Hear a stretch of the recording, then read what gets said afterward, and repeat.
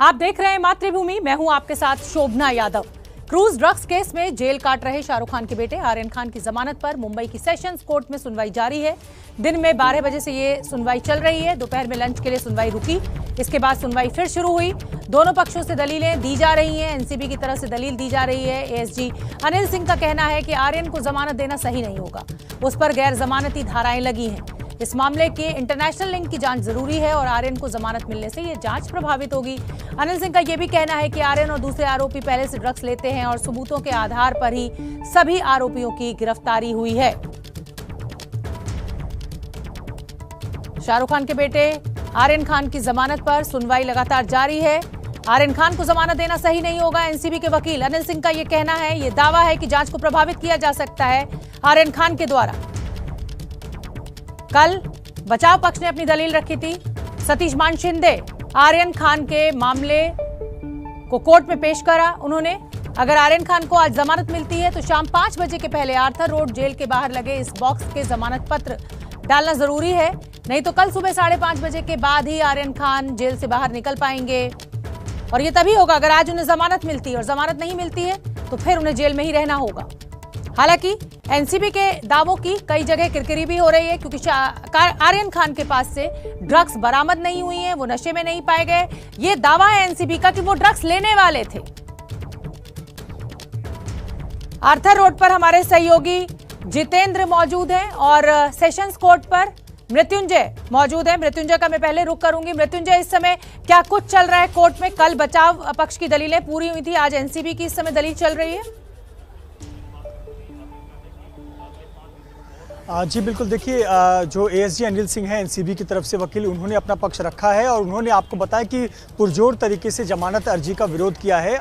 8 citation का जिक्र किया है, 8 अलग अलग जजमेंट्स पढ़े हैं, चाहे वो सुप्रीम कोर्ट के जजमेंट हो चाहे हाई कोर्ट के जजमेंट हो। उन्होंने बताया है कि किन किन परिस्थितियों में जमानत दिया जाना चाहिए या नहीं दिया जाना चाहिए। और जो स्थिति आर्यन खान केस की है, 8 जजमेंट पढ़कर उन्होंने बताया है कि अगर जमानत दिया जाता है तो ये केस हैम्पर कर सकता है, चूँकि ये जो पूरा केस है ये अंतर्राष्ट्रीय स्तर का केस है, इसके इंटरनेशनल लिंक मिले हुए हैं। साथ ही साथ एनसीबी ने मिनिस्ट्री ऑफ एक्सटर्नल अफेयर्स, विदेश मंत्रालय तक को ये पत्र लिखकर इसकी सूचना दी है और आगे की लिंक की जांच की जा रही है।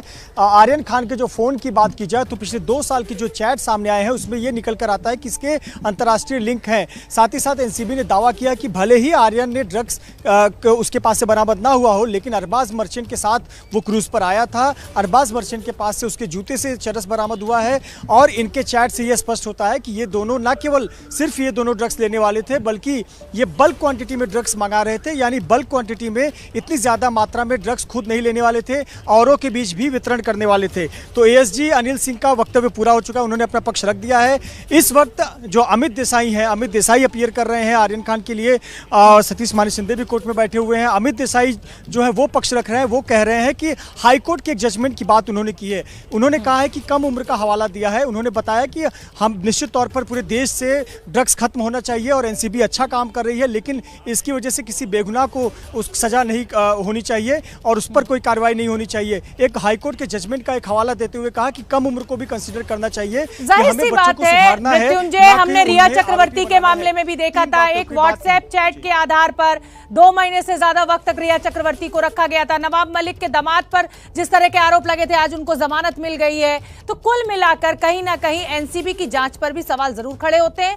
मैं जितेंद्र दीक्षित का रुख करना चाहूंगी। जितेंद्र दीक्षित, दलीलें चल रही हैं, मेरा सवाल आपसे यही है, क्योंकि आप आर्थर रोड के बाहर मौजूद हैं, अभी भी लग रहा है कि फैसला आने में लगभग आधे से पौन घंटे का समय लग सकता है। ऐसे में 5 बजे से पहले अगर चिट्ठी वहां जमानत की नहीं पहुंची, अगर जमानत मिलती है तो आज जेल से बाहर नहीं निकल पाएंगे आर्यन खान।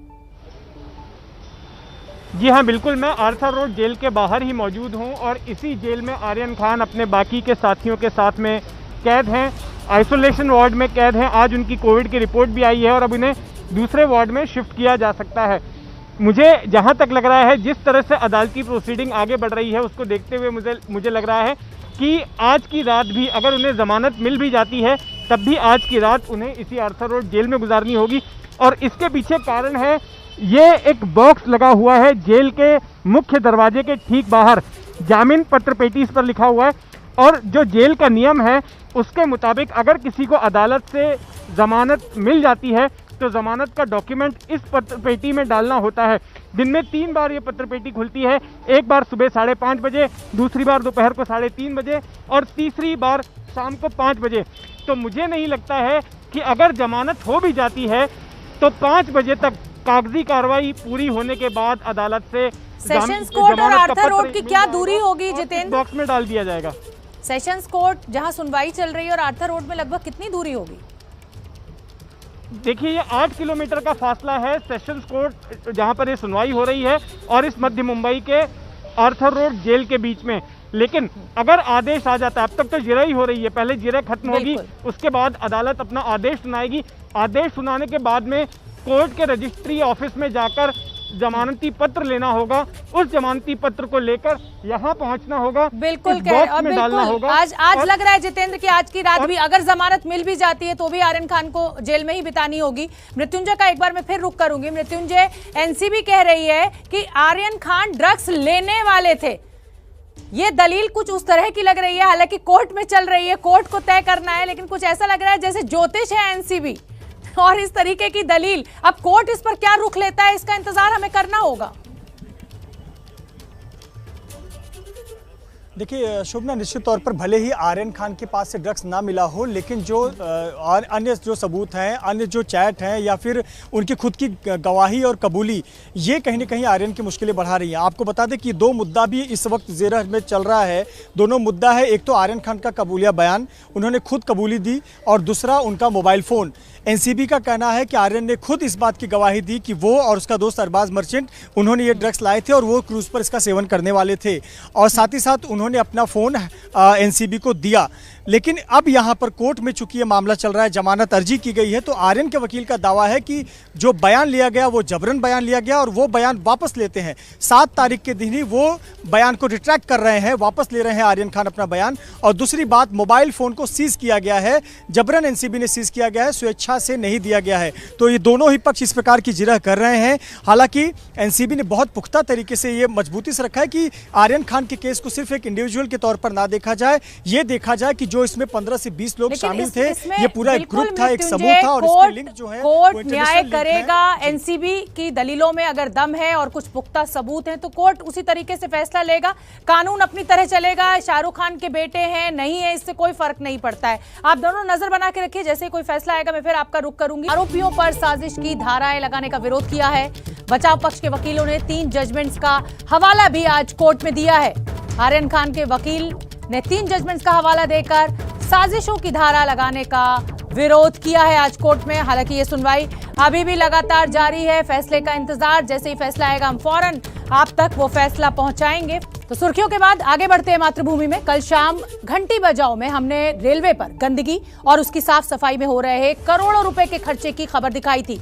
अब इसका असर देखने को मिल रहा है। देश के कई स्टेशन पर साफ सफाई में तेजी देखने को मिली है। बड़ी खबर इस समय की, मध्य प्रदेश के होशंगाबाद जिले के इटारसी जंक्शन पर सफाई का काम तेज हो गया है। पान गुटखे की पीक के निशान हटाए जा रहे हैं।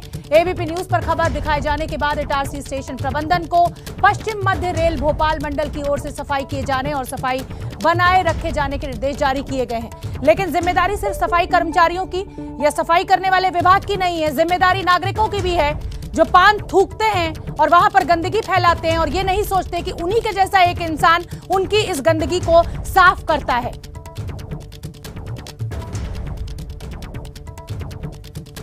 ट्रेन्स और स्टेशंस की साफ सफाई के नाम पर रेलवे हर साल जितने पैसे खर्च करती है उनमें करीब 1200 करोड़ रुपए सिर्फ पान और गुटखे के धब्बे मिटाने पर खर्च होता है। ये आंकड़ा बेहद चौंकाने वाला है और इसीलिए ये स्पेशल रिपोर्ट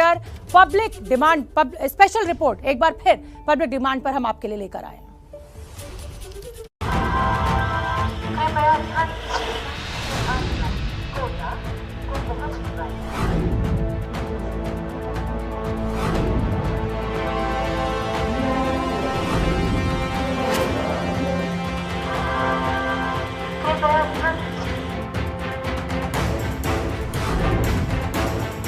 एक तरीके से ये दीवार आपके स्वागत में है।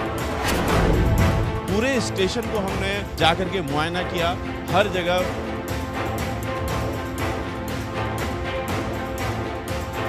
टैक्स लगा दे अच्छा खासा, लोग खाना बंद कर देंगे जब पैसे जेब से निकलेंगे तो।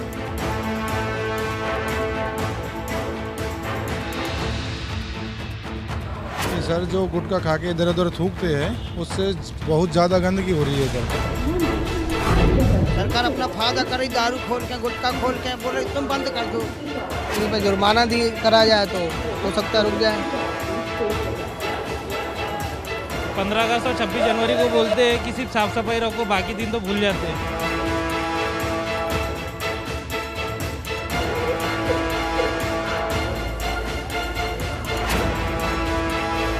सब जगह पान की पीकें दिखाई दे रही हैं।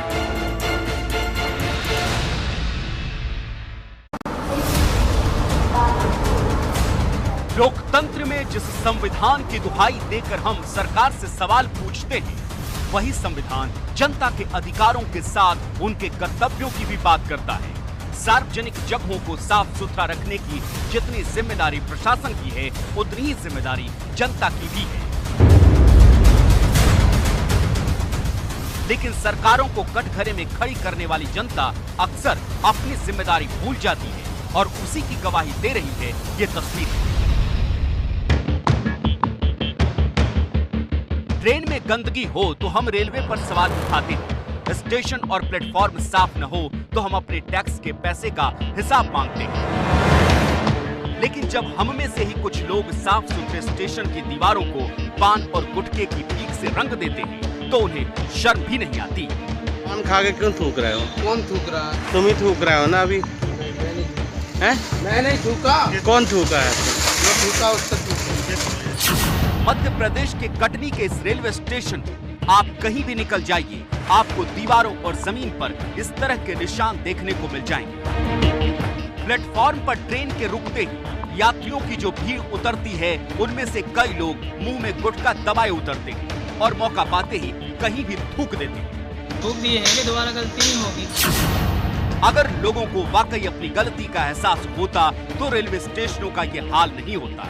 देश के बड़े रेलवे स्टेशनों में शुमार इटारसी जंक्शन से हर दिन सैकड़ों ट्रेनें गुजरती हैं, हजारों यात्री आते और जाते हैं, लेकिन सफाई के नाम पर सिर्फ प्लेटफॉर्म पर लगा स्वच्छ भारत का ये बोर्ड ही नजर आता है।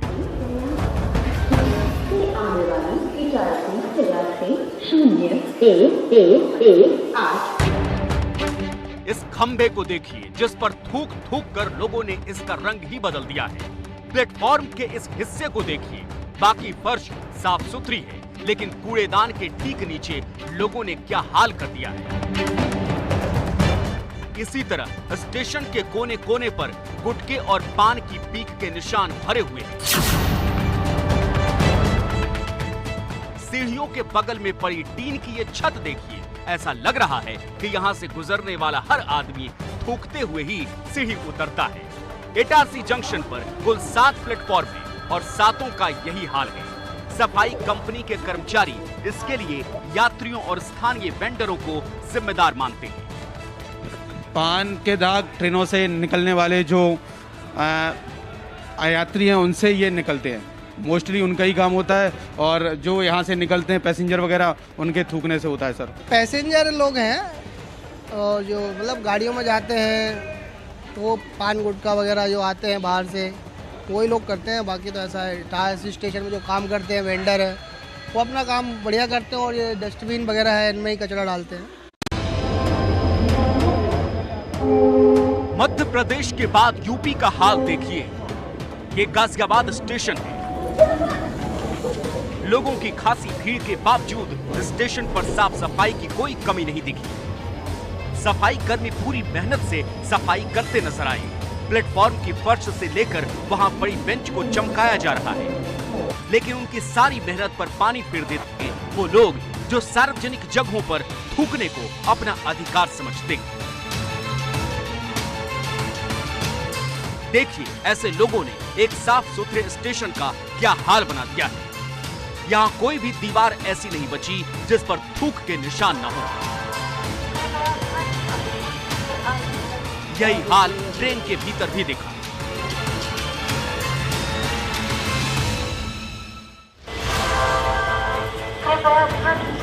अब चलिए देश की राजधानी दिल्ली के निजामुद्दीन स्टेशन पर। यहां भी टिकट काउंटर से लेकर प्लेटफॉर्म तक पर सफाई देखी, लेकिन स्टेशन की दीवारों पर थूक बहादुरों की छाप साफ नजर आ रही थी। अगर आप नई दिल्ली के इस निजामुद्दीन रेलवे स्टेशन पर आएं तो आपको रेलवे की ओर से तो काफ़ी साफ सफाई दिखाई देगी, लेकिन लोग आपका स्वागत, जो गुटखा खाने वाले लोग हैं, पान खाने वाले लोग हैं, वो आपका स्वागत किस तरीके से करेंगे, उसके लिए एक पूरी दीवार बनी हुई है। इस पूरी दीवार, आप एक तरीके से ये दीवार आपके स्वागत में है और ये दीवार उन लोगों की ओर से यहाँ पर रंगी गई है जो गुटखा खाते हैं, पान तंबाकू खाते हैं और इस बात की भी परवाह नहीं करते हैं कि सार्वजनिक जगहों पर जहाँ उन्हें जगह मिलती है वहाँ थूक देते हैं। तो पूरे स्टेशन को हमने जाकर के मुआयना किया। हर जगह काफ़ी रेलवे की ओर से साफ़ सफाई है, लेकिन रेलवे से जब हम बात करते हैं तो उनका कहना है कि हम लगातार इन गुटकों को और पान की पीकों को साफ़ करते हैं। जो सफाई कर्मी हैं उनसे भी हमने बात किया, उनका कहना है कि हम अपने हाथ से ये सारी चीज़ें साफ़ करते हैं, लेकिन लोग हैं कि मानते नहीं। स्टेशन की ये दीवार देखिए, थूक थूक कर लोगों ने इसे रंग दिया है। दिक्कत ये है, आदि देखो जैसे पानी बखेर रखा है, कहीं थूक रखा है, वो देखो किनारे पे। तो स्टेशन का हाल ऐसा नहीं रहना चाहिए, सफाई करते करते फिर भी गंदगी रहती है। पान और गुटखा थूकने वालों को इस बात से कोई मतलब नहीं कि उनकी फैलाई इस गंदगी को साफ करना कितना मुश्किल काम है। और ऐसे लोग जब एबीपी न्यूज के कैमरे में कैद हुए तो देखिए वो कितने मासूम बने। सर मैं तो पहली बार रेलवे में आ रहा हूँ, रेलवे के विषय में बात कर रहे हैं मुझसे, मैं कैसे बता सकता हूँ इसी। गुटखा खा के थूकने से गंदगी होती है कि नहीं देश में? होती है सर, तो डस्टबिन में थूका जाता है ना, वो तो डस्टबिन भी इसीलिए रखा होता है। सर अब इतनी गंदगी की सभी पब्लिक की गारंटी तो मैं नहीं ले सकता ना। मुसाफिरों के अलावा स्टेशन पर काम करने वाले कुली भी इस गंदगी के लिए जिम्मेदार हैं। आप लोग को बुरा नहीं लगता है कि आप लोग खा के थूकते हैं? नहीं नहीं, बुरा लगता है क्या? अरे बुरा तो लगता ही है, और थूकते हैं, खाते हैं। साफ सफाई पे ध्यान दे। ये देखिए हाथ से मेरा माइक हटा रहे हैं, यानी गुटखा खा के थूकते हैं, और जब मैं पूछ रहा हूँ तो मेरा माइक हटा रहे हैं। अरे सर मैं नहीं हटा रहा, इनको दो, ये बता रहा है। तो आपसे अभी हमने पूछा, आप लोगों में से बहुत सारे लोग गुटखा खा के थूकते हैं, जब कुली ही गुटखा खा के थूकेंगे रेलवे स्टेशन पे तो बाकी लोग क्या करेंगे? हाँ, थोड़ी कार्रवाई करनी चाहिए, गुटखा नहीं खाना चाहिए, साफ सफाई पे ध्यान देना चाहिए। देश में चल रहे स्वच्छता मिशन पर धब्बा लगाने वाले लोग हर शहर में फैले हुए हैं। बिहार की राजधानी पटना के स्टेशन पर रेलवे की तरफ से जितनी भी साफ सफाई कर ली जाए, लेकिन स्टेशन साफ नहीं रह सकता, क्योंकि पान और गुटखा खाने वालों को स्टेशन पर थूकने में ही मजा आता है। पटना जंक्शन का सौंदर्यीकरण किया गया तो स्टेशन पर नई नई कुर्सियां लगाई गई, लेकिन इन चमचमाती कुर्सियों के पीछे यहाँ की सफाई का सच भी छिपा है।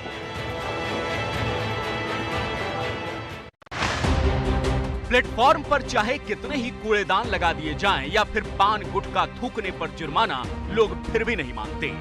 ये उचित है, गुटखा खा के आप गुटखा खा के चल रहे हैं, फेंक दीजिए, पहले फेंक दीजिए, पहले फेंक दीजिए। थूकने के कारण देश के ज्यादातर रेलवे स्टेशनों पर जो गंदगी होती है उसे साफ करना रेलवे के लिए भी बड़ी चुनौती होती है।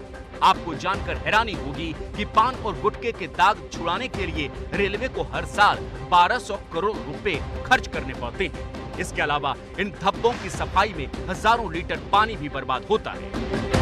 यानी कहीं भी थूक देने की गंदी आदत से न सिर्फ साफ सफाई का बल्कि देश को करोड़ों रुपए का भी नुकसान होता है। इसीलिए रेलवे अब स्टेशनों पर स्पिटरन पाउच यानी पाउच वाले थूकदान की वेडिंग मशीन लगाने की योजना पर विचार कर रहा है। लेकिन योजनाएं कितनी भी बन जाएं, जब तक लोगों की आदत नहीं बदलेगी तब तक इस समस्या से छुटकारा मुश्किल है। इसीलिए हमारी अपील है कि सार्वजनिक जगहों पर थूकने वाले अगली बार कहीं भी थूकने से पहले एक बार सोचें जरूर कि जिम्मेदारी उनकी भी है। तो अंदाजा है 1200 करोड़ रुपए इस गंदगी को साफ करने में लगता है। अगर नागरिक थोड़े से समझदार हो जाएं तो शायद इस खर्चे को बचाया जा सकता है। खान को 20 अक्टूबर तक अब जेल में ही रहना होगा। तो आर्यन की जमानत पर 20 अक्टूबर तक फैसला सुरक्षित, इस समय की बहुत बड़ी खबर। हालांकि जो बचाव पक्ष है वो लगातार इस कोशिश में था कि आर्यन खान को आज किसी भी तरह जमानत मिल जाए। एनसीबी का यही कहना था कि अगर आर्यन खान जेल से बाहर आएंगे तो जांच को प्रभावित करेंगे, और अब आर्यन की जमानत पर 20 अक्टूबर तक कोर्ट ने फैसले को सुरक्षित रखा, यानी अगले 6 दिन और आर्यन खान को जेल में रहना होगा। तो 20 अक्टूबर तक जेल में ही रहेंगे आर्यन खान, क्योंकि कोर्ट ने 20 अक्टूबर तक अपने फैसले को सुरक्षित रखा। आर्यन खान की जमानत पर 20 अक्टूबर तक फैसला सुरक्षित।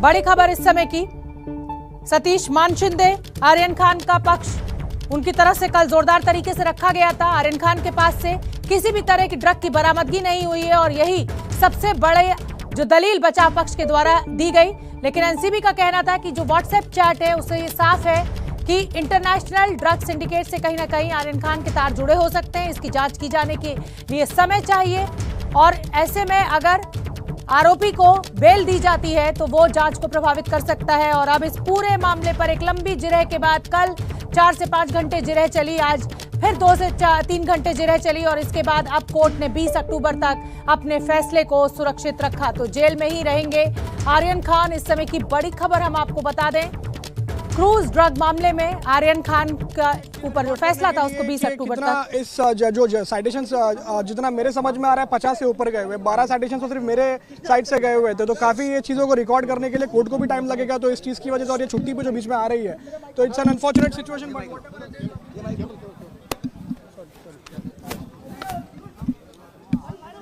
योगी योगी योगी योगी योगी पीछे। तो वकील को आपने सुना, अनफॉर्चुनेट सिचुएशन इसको कहा क्योंकि छुट्टियां बहुत है आने वाले समय में, और जिस तरीके से जो साइटेशंस यानी जो कोर्ट के, चाहे वो सुप्रीम कोर्ट हो चाहे हाई कोर्ट हो, उसके जो पुराने फैसले हैं दोनों ही तरफ से, चाहे आरोपी पक्ष हो यानी बचाव जो कर रहे थे और जो एनसीबी के वकील थे, दोनों की तरफ से ये केसेस रखे गए। तो कोर्ट को इनको पढ़ने में, इनको रजिस्टर करने में समय लगेगा, ऐसा वकील का कहना था। और आर्यन की जमानत पर 20 अक्टूबर तक फैसला कोर्ट ने सुरक्षित रखा। तो 20 अक्टूबर तक आर्यन खान को जेल में ही रहना होगा। सेशंस कोर्ट ने आर्यन की जमानत पर अपना फैसला सुरक्षित रखा है। आज कयास लगाए जा रहे थे कि आर्यन खान को शायद आज जेल से छुट्टी मिल जाएगी अगर उनको जमानत मिल जाती है, लेकिन अब क्योंकि ये फैसला 20 अक्टूबर तक कोर्ट ने रिजर्व रखा है। मृत्युंजय का मैं रुख करती हूँ। मृत्युंजय, ये ऐसा माना जा रहा था बचाव पक्ष के द्वारा कि आज आर्यन को जेल से छुट्टी मिल जाएगी, लेकिन अब 20 अक्टूबर तक ये फैसला टल गया।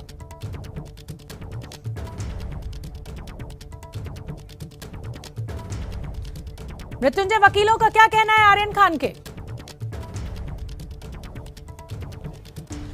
जी बिल्कुल, आपको बता दें कि फैसला जो है वो 20 तारीख तक सुरक्षित रख दिया गया है ऑर्डर को, और अब धीरे धीरे कोर्ट से लोग निकलना शुरू किए हुए हैं। अभी आर्यन के वकील बाहर नहीं निकले हुए हैं, चूंकि इस मामले में अन्य आरोपी हैं, 5 आरोपियों ने जमानत अर्जी की हुई है, तो उनके जो वकील हैं वो बाहर निकल रहे हैं। लेकिन बहुत बड़ी खबर यह है कि अगले 5 दिनों तक, 6 दिनों तक आर्यन खान को जेल में ही रहना होगा। एक बड़ा फैसला एनडीपीएस कोर्ट ने सुनाया हुआ है कि अगले 5 दिनों के बाद यानी 20 तारीख को सुनवाई होगी। सूरज हमारे साथ है जो लगातार कोर्ट में थे और कोर्ट से हमें लगातार अपडेट कर रहे थे। सूरज, मुख्य बिंदु बताएं कि आर्यन खान के वकीलों की जो साइटेशन जितना मेरे समझ में आ रहा है 50 से ऊपर गए हुए, 12 साइटेशन तो सिर्फ मेरे साइड से गए हुए थे। तो काफी ये चीजों को रिकॉर्ड करने के लिए कोर्ट को भी टाइम लगेगा, तो इस चीज की वजह से, और ये छुट्टी पे जो बीच में आ रही है, तो it's an unfortunate situation, but whatever it is, अभी जैसा भी है अब वेट तो करना पड़ेगा। अरे सूरज, वकीलों का यही कहना है कि 50 से ज्यादा साइटेशंस कोर्ट में क्योंकि दिए गए हैं तो रिकॉर्ड करने में समय तो लगेगा, और छुट्टियां क्योंकि हैं तो इसलिए ये दुर्भाग्यशाली जिसे कहा जाए कि स्थिति है। मृत्युंजय, अपनी बात पूरी कीजिए। जी शोभना, मेरे साथ सूरज हैं जो कोर्ट में मौजूद थे। सूरज, हमें बताएं कि 6 दिन तो और आर्यन खान को अब जेल में रहना होगा, ये बात तय हो गई है क्या? किस आधार पर इतना समय लगा दिया गया कि 20 तारीख रखा गया? देखिए, दोनों पक्ष ने कई सारे कोर्ट के जजमेंट पढ़े और अपने आप को ये साबित करने की कोशिश की कि अगर किसी के पास से कॉन्ट्राबैंड नहीं मिला है, ड्रग्स नहीं मिला है, लेकिन कॉन्स्पिरेसी को हम डिनाई नहीं कर सकते, रूल आउट नहीं कर सकते। ऐसे में इन्वेस्टिगेशन करना काफ़ी ज़रूरी है।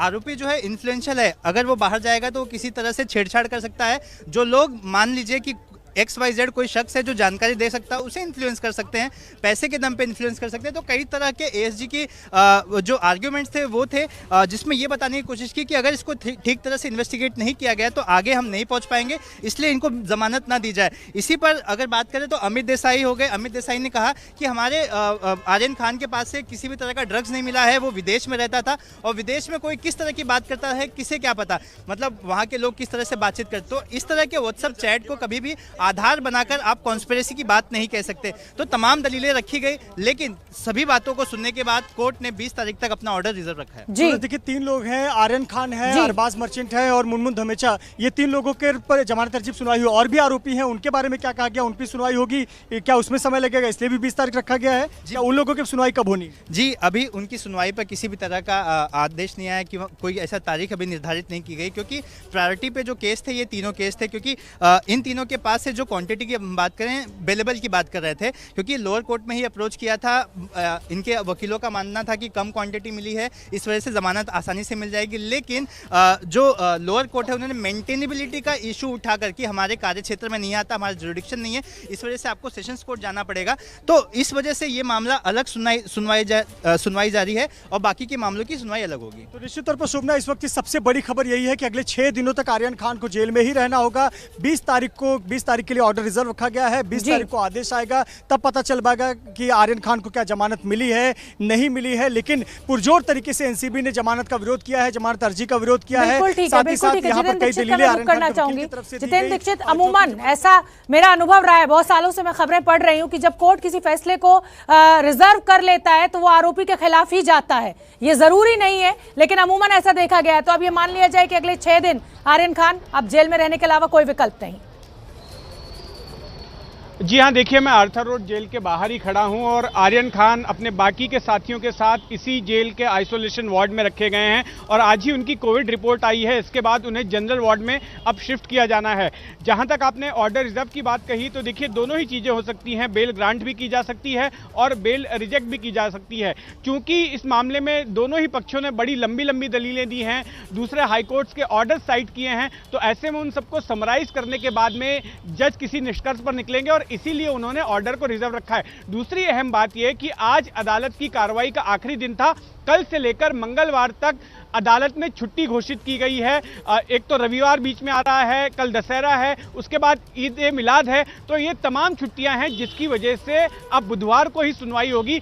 और बुधवार को भी अगर मान लीजिए कि अदालत आर्यन खान को जमानत दे देती है, उस स्थिति में भी जो जमानत के कागजात हैं वो 5 बजे के पहले यहाँ पर जो बेल बॉक्स लगाया गया है कोर्ट के बाहर मेन दरवाजे पर, उसमें 5 बजे के पहले वो अदालत का ऑर्डर पहुंच जाना चाहिए और उसी के बाद में आर्यन खान जेल से बाहर निकल सकते हैं। बिल्कुल और ठीक है, एक बार में समझ लीजिए कि जमानत नहीं होती है, जमानत खारिज कर दी जाती है, तो फिर उनके सामने विकल्प होगा बॉम्बे हाईकोर्ट में उस ऑर्डर को चैलेंज करने का। बिल्कुल, हायर कोर्ट में, हायर कोर्ट में कम से कम लगेगा। बिल्कुल जितेंद्र दीक्षित, हायर कोर्ट में फिर जाना होगा अगर ये बेल रिजेक्ट कर दी जाती है। मृत्युंजय, जो वकील को हमने सुना वो साइटेशंस की बात कर रहा है कि 50 से ज्यादा साइटेशंस, यानी हाई कोर्ट और सुप्रीम कोर्ट के ड्रग्स के मामले में, एनडीपीएस एक्ट के मामले में इन आदेशों को दर्ज कराया गया और उसको रिकॉर्ड करने में कोर्ट को टाइम लगेगा। क्या इसलिए भी माना जाए कि 5 दिन के लिए इसको टाल दिया गया? छुट्टियां तो एक वजह है ही बड़ी।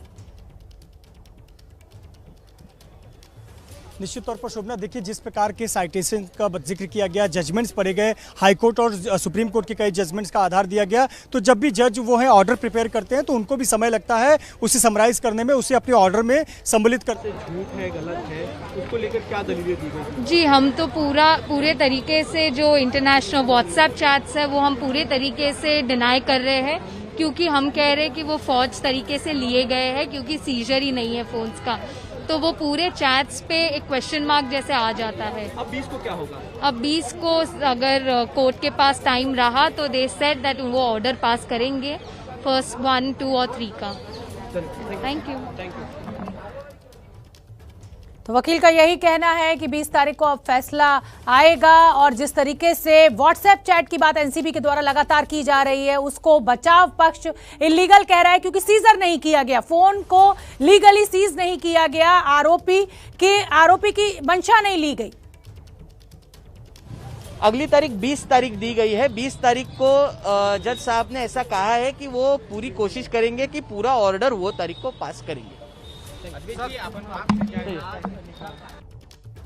तो मृत्युंजय लगातार हमारे साथ बने हुए हैं। जो भी वकीलों का कहना है वो यही है मृत्युंजय कि 20 तारीख को आदेश आ जाएगा, या तो पक्ष में या खिलाफ, या तो आर्यन खान को बेल मिल जाएगी और अगर रिजेक्ट होगी तो हाई कोर्ट या के अलावा कोई विकल्प नहीं है आर्यन खान के वकीलों के पास।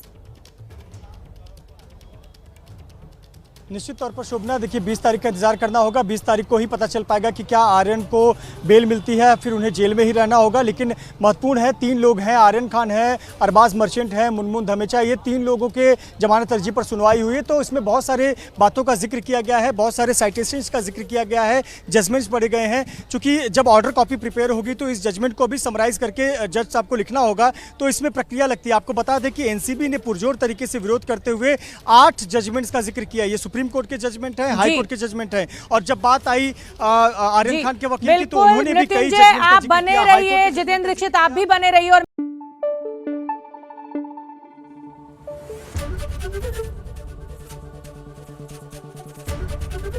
एबीपी न्यूज आपको रखे आगे।